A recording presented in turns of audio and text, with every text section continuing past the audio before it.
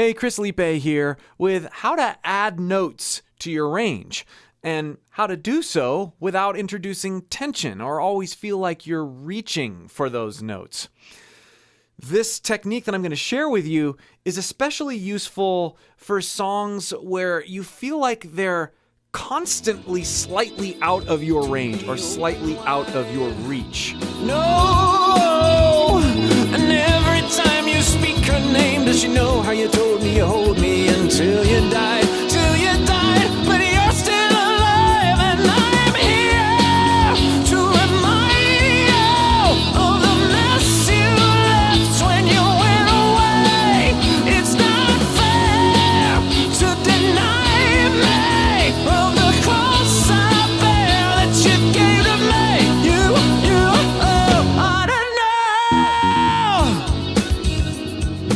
Before we go any further, if you like what you hear and see and want to do some of this stuff with your own voice, but you haven't quite developed the fundamentals necessary in terms of support and other basic vocal techniques, click the link below and join my free voice course, and I'll help you dial in the fundamentals, the foundation, so that you can do some of this stuff more easily and keep your voice safe as well. Also, please like and subscribe to the channel and turn those notifications on.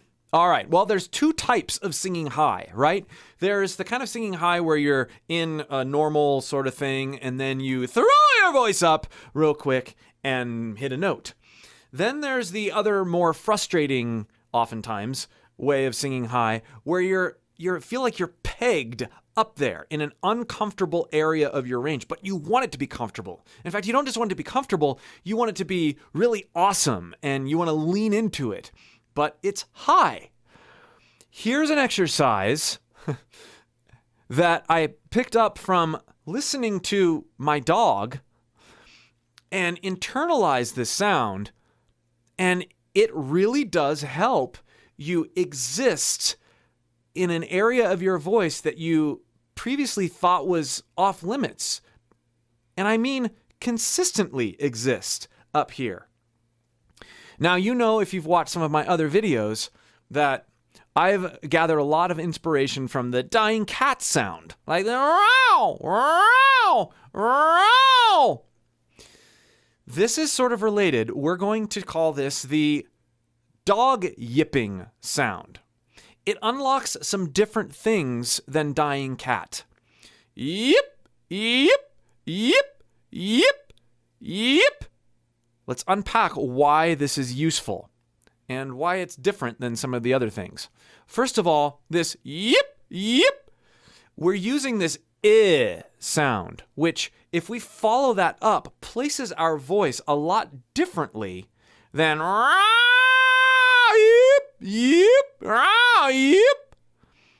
Places our voice in a more forward sort of belty way, even as we go up in pitch.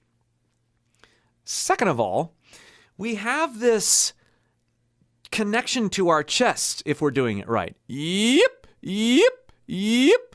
And then we're cutting off the sound right as we transition up. Yip, yip. It's very easy to do this maybe the wrong way. No, there's two wrong ways. Yip, yip. Notice the break. Or the other way. Yip, yip. Where we're following it up with our chest and neck. We want to go in between those two, where we feel the transition, but we don't hear the transition. Yip, yip, yip, yip. There it is. Yip, yip, yip. And you can see in my yip, yip, yip, yip, yip, yip, yip, yip, yip, yip, yip. Okay. So we have to ride that sensation up. Yip, yip. And then realize that as we do this yip, over this feels right in the front of our face, we are thinning out in a unique way. Now, I don't really even know what's going on anatomically when we're doing yip, this sound, and I don't really care. What I know is that when I get this sensation of my voice thinning out as I go high on that challenging sound, as opposed to ah or ah, something super open. My voice exists in a very clean and powerful way. Yip, yip, yip, yip. Now, if I can get that sensation, cut it off, and then get back into it, yip, yip, yip, yip, yip, yip, and then gradually start to lengthen it as I feel it out. Yip, yip, yip, yip, yip, yip, yip, yip, yip, yip, yip, yip, yip, yip. There's all sorts of ways that you have to sort of balance it, right? Because we don't want that to happen. But let me take you through the transition here, and then we'll relate it back to the little sample that I did at the beginning of the Alanis Morissette song. Yep, yep, yep, yep, yep, yep, yep. So what I'm going to do is I'm going to go up to that note.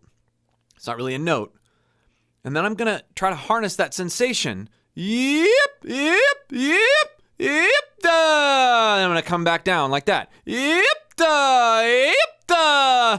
I'm going to play around with it in different areas of my voice. Yep, da, yep, da, yep, da, yep, da. And if you listen to a dog, you hear this kind of thing happen when they yip. My dog has this like, I got hurt and I'm whining, but I'm not really hurt kind of yip. And it does this. It goes up into this otherworldly sort of pitch, and then yip da, yip da, yip da, yip da, yip da, yip da. Okay, now we're gonna close the gap between the da and then the up. Yip da, yip da, yip da, yip da, yip da, yip da, yip da, yip da, yip da, yip da. And then we get to this like, again, forward, not it's different. Yeah.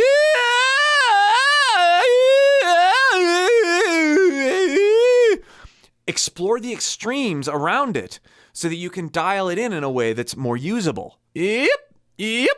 There it is. Yep, yep. Not yep or yep. It's yep, yep, yep, yep, yep, yep, da, yep, da, yep, da. Okay. Let's see if we can hear some yips in different flavors in Alanis Morissette cover. Hold me until you die, but you're still alive, and I'm here to remind you of the mess you left, to remind you. Hear how thin it gets up there? I'm masking it with some other very chesty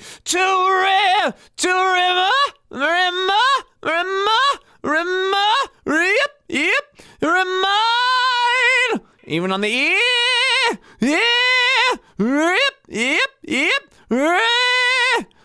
To remind you. and then I'm grounding it in other more comfortable chesty notes.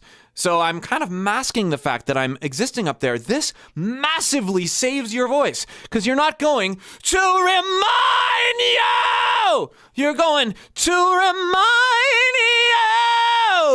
And I'm exaggerating that a little bit, but it's that yip and thin up. Remind you. Remind. Yip. Yip. And sometimes I break a little bit too much as I'm dialing it in, but that's okay. To remind you. But you totally hear that thin note up there, shrouded with other more comfortable notes, but it's that grounding in chest and working back up and being thin and light around that. This yip unlocks that. All the mess you left when you went away. It's not fair to deny me. Again there, May really got that one there, but right here, Deny me. deny, yip, deny. Right there. Deny me. And then let your voice get back down to that, because that B note is that just out of reach of chest, especially when you're all in these similar notes.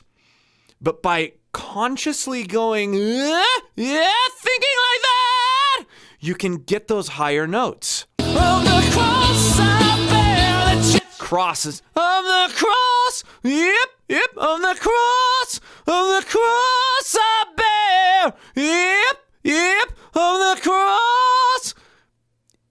I broke that time, but if you mask that break and realize how thin it can be, and you surround it with other notes, I know I'm kind of overstating that, but that really is what helps you. If you listen to cross, it almost sounds like that's head voice.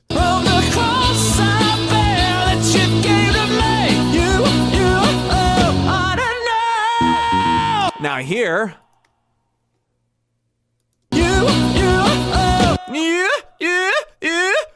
I'm yipping. I'm exercising that even more. And there's some really high notes in there.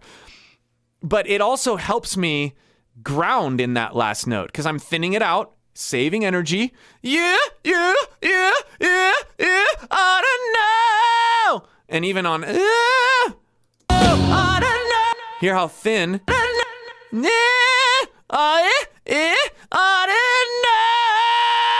know. One of the biggest misconceptions of singing high powerfully is that we have to be powerful throughout and all the time. But this method of vocal budgeting, where we're intentionally thinning out and getting that sensation of thinning out, but joining it to other thicker areas of our voice and then joining it back in, this is what's going to help you add usable notes to your range, especially with those songs that are, you're not just going all the way up and then back down. Give this a try. Learn how to yip and see what happens. Again, if you'd like more help with your voice, click the link below and join my free voice course. Be sure you've liked and subscribed to the channel as well. We'll see you for more.